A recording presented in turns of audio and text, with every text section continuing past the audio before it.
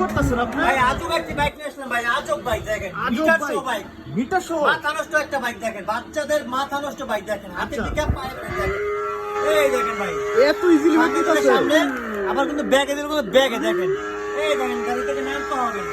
আচ্ছা আচ্ছা। মাথা নষ্ট বাইক ভাই, মিটার সহ দেখেন, সাইজটা কিন্তু বিকট একটা সাইজ দেখেন, এত মাথা বড় নষ্ট সাইজ। আর চাকা কিন্তু ভাই লাইটিং সহ দেখেন, লাইটিং ফ্রি চাকার সাথে দেখেন। আচ্ছা আচ্ছা।